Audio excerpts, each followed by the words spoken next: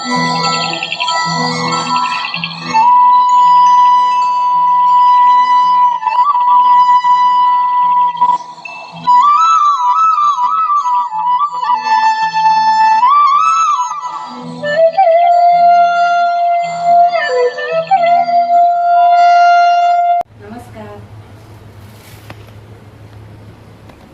आपण बनवणार आहोत कटवडा. त्यातमधला जो कटवडा जो असतो त्यातला कट म्हणजे रस्सा ऑलरेडी आपण बनवलेला आहे. तसं आज आपण रेसिपी करतोय बटाट्या वड्याची. बटाटा वडा म्हटला की मुंबईचा वडापाव हा जगप्रसिद्ध आहे. हा वडा आपण आज घरी बनवणार आहोत. त्यासाठी आपण साहित्य घेतलं आहे. अर्धा किलो बटाटा, हळद, मोहरी, जिरं, मिरचीची पेस्ट, कोथिंबीर, कांदे, बारीक चिरलेल्या हिरव्या मिरच्या, धने आणि कढीपत्ता, सोबत हिंग आणि चवीनुसार मीठ. आपण आता अर्धा किलो हा बटाटा जो उकडलेला आहे तो चिरून घेतला आहे. त्याच्यामध्ये आता तेलामध्ये आपण आलं, लसूण, हिरवी मिरची अशी 1 टेबलस्पून चटणी घेतली आहे. जिरं टाकलं आहे, मोहरी टाकली आहे. हिंग वापरताना चांगल्या क्वालिटीचं हिंग वापरायचं. वनदेवी हिंग सध्या पूर्वीपासून अगदी सगळ्यांना परिचित आहे. हिंग टाकलं आहे, हिरवी तिखट मिरची, कढीपत्ता 3 काड्या, चांगलं परतून घ्यायचं. चांगला तडका आपण केलेला आहे. आता याच्यामध्ये आपण कांदा टाकू. किती आहेत कांदे? 2-3 कांदे बारीक चिरलेले. ते चांगलं ब्राऊन होईपर्यंत त्याला चांगलं परतून घ्यायचं. बटाटा वड्याची जी टेस्ट आहे ती या मसाल्यावरती. बटाटा आपण उकडलेला आधी सुरीने कापून घेतला होता. आता तो चांगला कुस्करून घेऊया. ते कुस्करायचं भांडं भेटतं. पावभाजीसाठी सुद्धा याचा उपयोग होतो. आपल्या सगळ्यांकडे नसेल तर मग एकदम सोपा उपाय, तांब्या घ्यायचा, त्यात आत घालायचा आणि चेंगरायचं.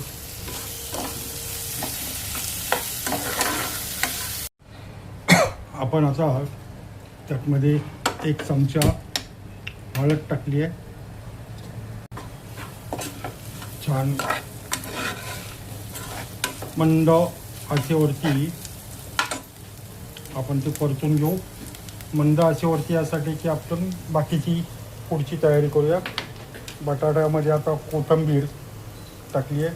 भाजीमध्ये कोथिंबीर टाकायची नाही. भाजीमध्ये म्हणजे या मसाल्यासाठी जे आपण एक मिश्रण तयार केलं आहे त्यातमध्ये कोथिंबीर टाकू नका, काळी पडेल. चवीप्रमाणे मीठ. कोथिंबीर उकडलेल्या बटाट्यामध्ये मिक्स करून घेऊ.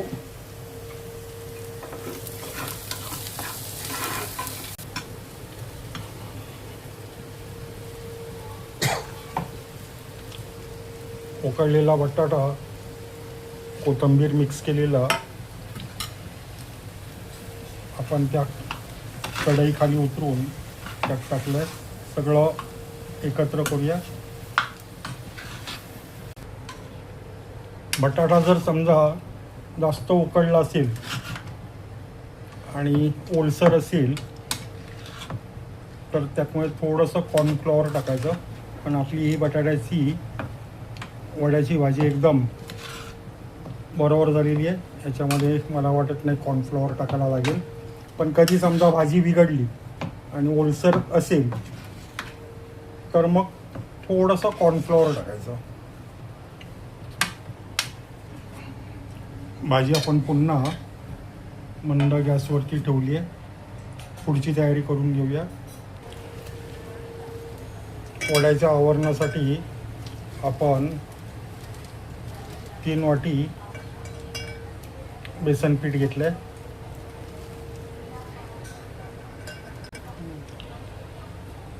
तांदळाचं पीठ आपण पाव वाटी घेतलं.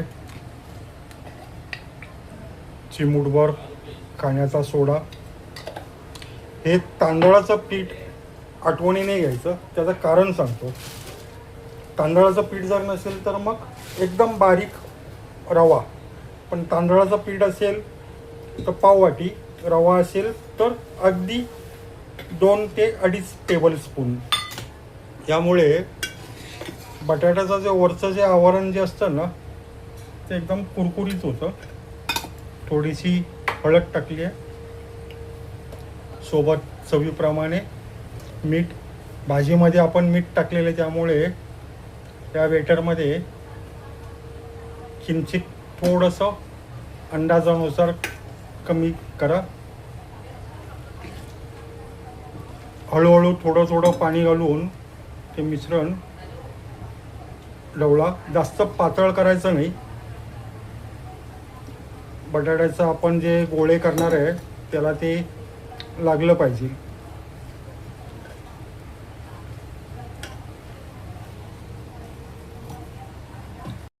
हे जाळीची एक दांडी आहे, त्याने चांगलं फेटून घ्यायचं. या फेटण्यामागचं कारण सांगतो. समजा जर हे जर नसेल तर हाताने फेटायचं.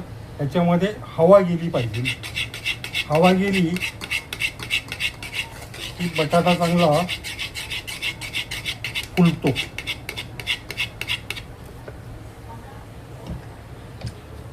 बटाट्याची भाजी पुन्हा एकदा आपण कुस्करून घेतोय. बटाट्याच्या फोडी ज्या आहेत त्या वड्यामध्ये येता कामा नयेत. आपण वड्यासाठी गोळे बनवून घेऊ.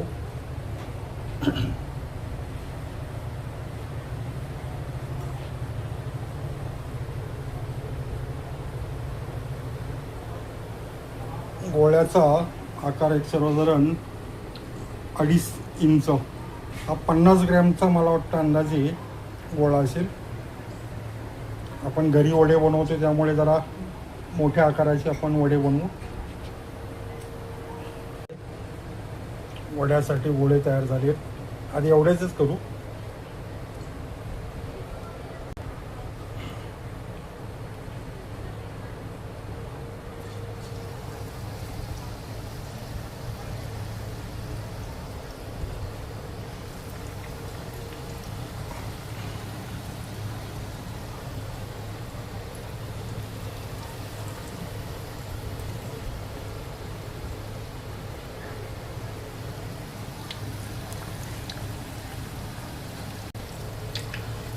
वड्याचं पीठ एकदम बरोबर झालेलं आहे. जर समजा पातळ झालं तर थोडं बेसन टाका, घट्ट झालं तर थोडंसं पाणी टाका, पण हे अगदी बरोबर झालेलं आहे. पहिल्यांदाच बटाटा वडा आपण घरामध्ये बनवतोय.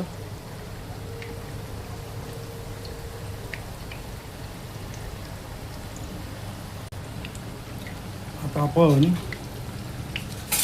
10 बटाटे वडे तेलामध्ये सोडलेत आणि ही जी भाजी आहे त्याच्यामध्ये अजून 15 ते 20 होतील. सर्वसाधारण 25 ते 30 बटाटा वडा अर्धा किलोमध्ये होतो.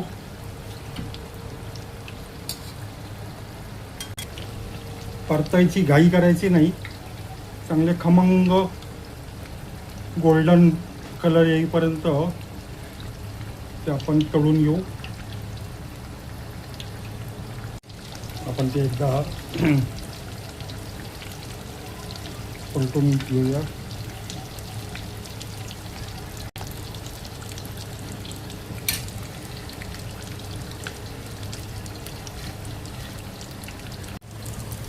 आपले वडे झालेले आहेत, आपण काढून घेऊया.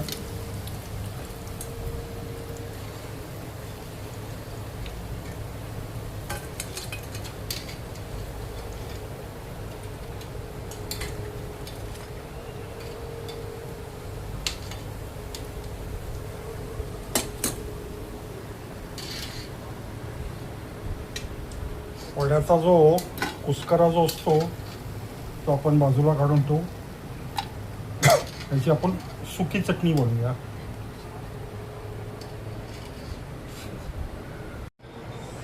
आपले हे मस्त हे खमंग बटाटा वडा तयार झालेला आहे. इथे आपण वडा कट प्लेट लावलेली आहे. तुम्ही पण करून बघा घरचा वडा कट नाशिक पद्धतीचा.